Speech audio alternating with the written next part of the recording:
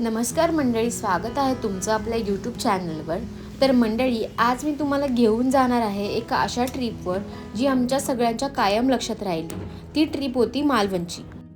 आणि तुम्ही जर मालवण ट्रिपचा प्लॅन करत असाल तर ही व्हिडिओ शेवटपर्यंत बघाच, कारण इथे मी तुम्हाला सांगणार आहे कुठे राहायचं, कोणती बोट राईड करायची, किती खर्च येतो आणि कोणते स्पॉट मिस करायचे नाहीत. थोडक्यात एक कम्प्लीट मालवण गाईड. आम्ही प्रायव्हेट गाडी केली, रात्री निघालो आणि सकाळी पोचलो मालवणमध्ये. तारकर्ली बीचच्या बाजूलाच आम्ही स्टे बुक केला होता. चेक इन केलं. आम्ही स्टे बुक केला होता वसंत विहार, तारकर्ली बीचच्या अगदी जवळ.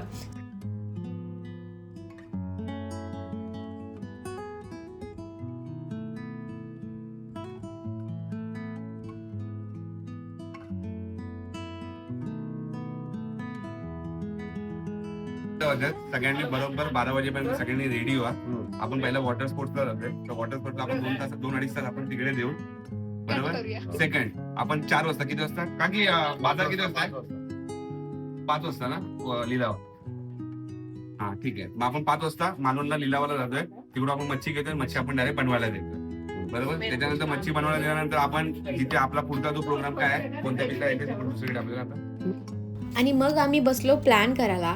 ट्रीपमध्ये खूप काही गोष्टी करायच्या होत्या, वॉटर स्पोर्ट, बीच, जेवण, सगळं. पण एक गोष्ट होती जी पहिल्याच दिवशी करायची होती, ती म्हणजे निवती बोट राईड. आम्ही ऐकलं होतं की ही कोकणमधली सगळ्यात युनिक बोट राईड आहे.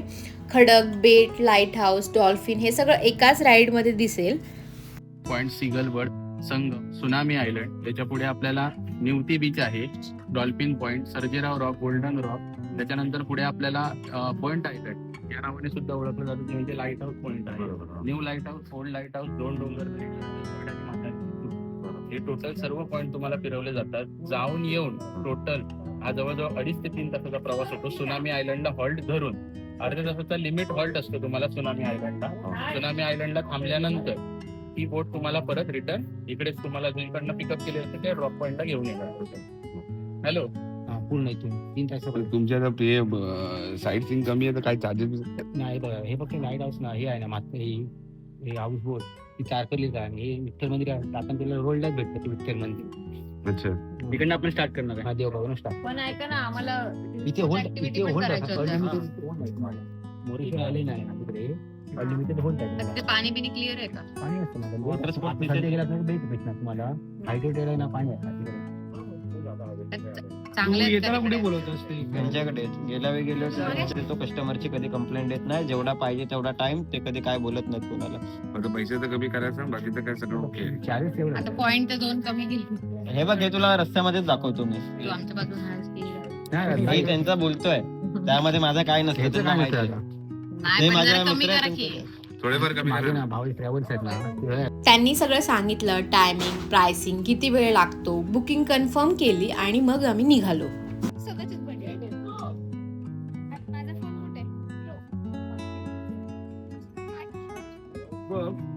दाखव जरा माझ्या फोटो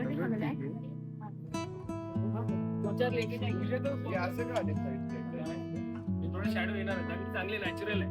नॅचरल पाहिजे, नॅचरल ठेव. तर आम्ही आता स्पोर्ट ऍक्टिव्हिटी करायला चाललोय. पहिला आम्ही बोटने जाणार आहे आणि 16 पॉइंट्स बघणार आहे. ते कोणते पॉइंट्स ते तुम्ही बघा, म्हणजे व्हिडिओ कंटिन्यू करा, म्हणजे तुम्हाला समजतील. आम्ही स्कुबा कायाकिंग वगैरे करायचं पण ठरवलंय. बघूया आता कसा टाइम मॅनेज होतोय, त्यानुसार आम्ही ऍक्टिव्हिटी करू.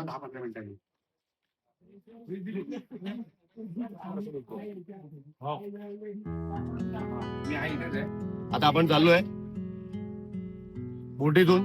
आपण 13 लोक आहेत. चालू आपण समुद्राच्या लाटांचा अनुभव घ्यायला, तिथे सगळे स्पॉट्स बघायला. 14 ते 16 स्पॉट्स आहेत. आणि तिथे आतमध्ये तिथे ते मच्छी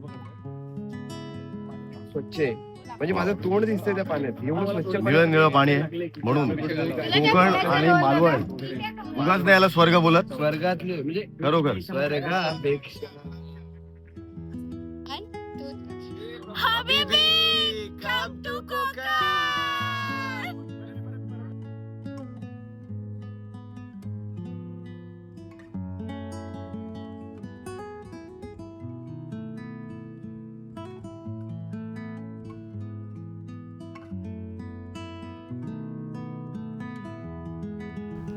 मग आम्ही बोटवर चढलो आणि एक वेगळीच फिलिंग होती. खारा वारा, समुद्राचा आवाज आणि दूरवर दिसणारा अथांग निळा सागर.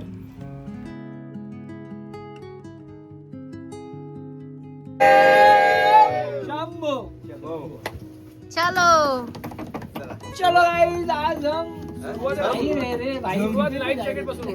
मराठीत बोल ना.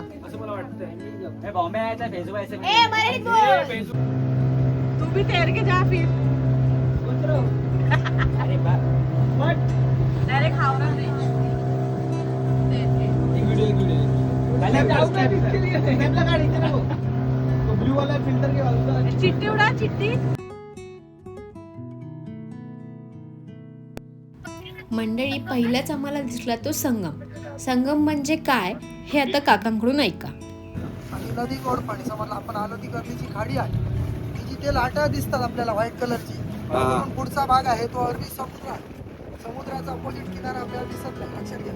मग खाडी आणि समुद्र एका ठिकाणी होतो तो संगम. समजला, हा संगमाचा भाग आहे. हा जो किनारा दिसतो तो देवबाग बीच आहे. देवबागचा लास्ट होतो तिथे मालवण तालुका संपला.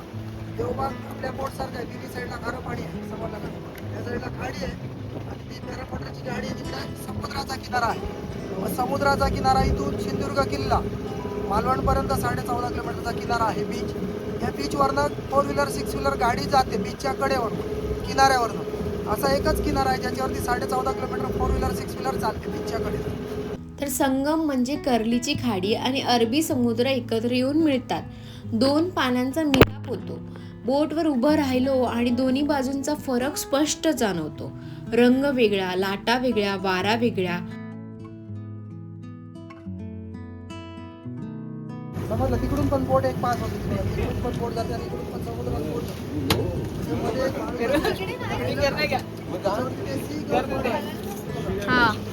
संगम सोडला आणि बोट पुढे निघाली.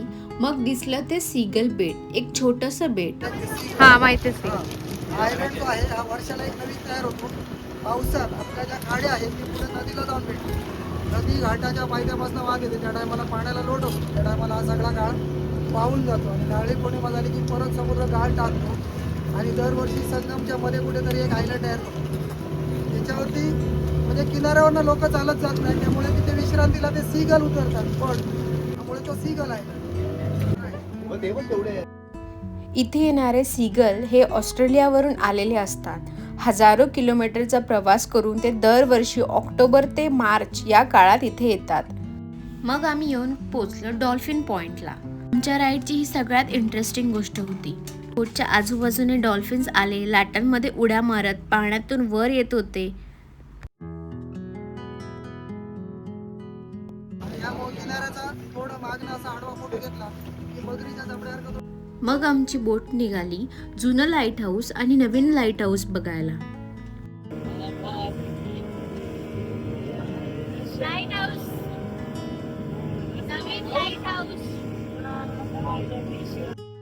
वारा येतो ना, तिकडची विंडो खुली ठेवायची, बाकीच्या विंडोला दगडलं. पहिले एकदम सुरू, त्याच्यानंतर ते रॉकेलवरती चालू केलं. म्हटलं आता ते सोलरवरती चालू आहे. त्याच्यावरती 2 लोक राहतात, 3-3 महिन्याची ड्युटी करतात कस्टमची. आणि पावसात येणारं 6 महिने राहतात. पावसाला पूर्ण भाग असा समुद्र जवळ 2 लोक त्याच्यावरती कंटिन्यू असतात. 1931 मध्ये बांधलेलं हे कास्ट आयर्न लाईट हाऊस आजही त्याच ताकदीने उभं आहे. सोलर एनर्जीवर चालतं. कुठलेही डोमेस्टिक कनेक्शन नाही, कुठलीही सिटी नाही जवळ, फक्त समुद्र आणि वारा. आणि बोटवाले काका सांगत होते आजही इथे 2 कस्टमचे कर्मचारी राहतात. मग आम्ही पोचलो ओल्ड लाईट हाऊसला. त्याला बर्न आयलंड असंही म्हणतात. तर बर्न का? ब्रिटिश लोकांना इथे नवीन लाईट हाऊस बांधायचं होतं, पण सिग्नलिंगचं इक्विपमेंट वेळेत पोहोचलं नाही. मग शिप्सला सिग्नल द्यायला रात्री या बेटावर लाकूड जाळायला सुरुवात केली आणि त्या आगीमुळे या बेटाचं नाव पडलं बर्न आयलंड आणि हे आजपर्यंत कायम राहिलं.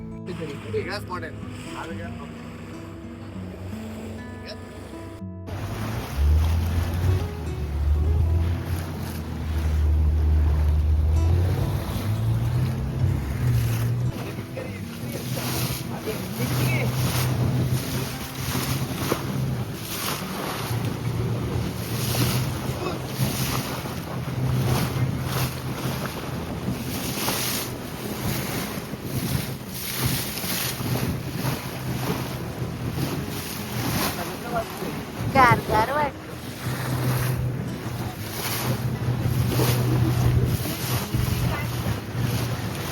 मग वेळ आली त्या व्हायरल एक्सपिरियन्सची, जेव्हा आपली बोट 2 खडकांमधून जाते.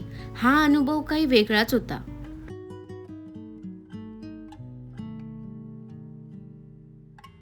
दोन्ही बाजूला महाकाय खडक आणि त्यातून आपली बोट जातीये.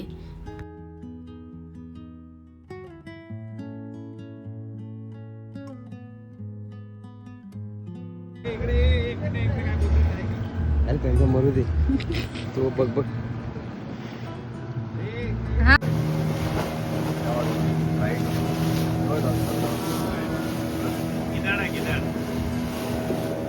मग आम्ही येऊन पोचलो म्हातारीची चूळ या स्पॉटला. तर या स्पॉटला म्हातारीची चूळ का म्हणतात, तर पूर्वी या बेटावरती लोक राहायचे. एकदा पावसाळ्याच्या दिवसात एक म्हातारी आजारी पडली. समुद्र इतका खवळलेला होता की तिला बाहेर नेणं शक्यच नव्हतं. त्याच बेटावर तिचा अंत झाला आणि तिथेच तिला पुरण्यात आलं. त्या जागी हा खडक तयार झाला आणि त्या म्हातारीच्या आठवणीत त्या खडकाला नाव पडलं म्हातारीची चूळ. मग आम्ही येऊन पोचलो गोल्डन रॉक्सला. सूर्यप्रकाशात हे खडक अक्षरशः सोन्यासारखे चमकतात. नेचरने इथे असा रंग दिलाय की जो बघतच राहावासा वाटतो. मग अचानक सिनरी पूर्णपणे बदलली. आम्ही येऊन पोचलो होतो मिनी केरला पॉइंटला. नारळाची झाडं आणि सेम केरलासारखा अनुभव होता.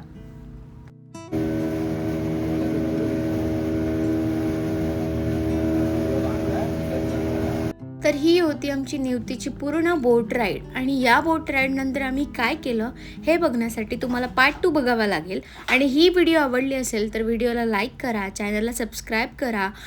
मग भेटूया पुढच्या व्हिडिओमध्ये. तोपर्यंत बाय बाय.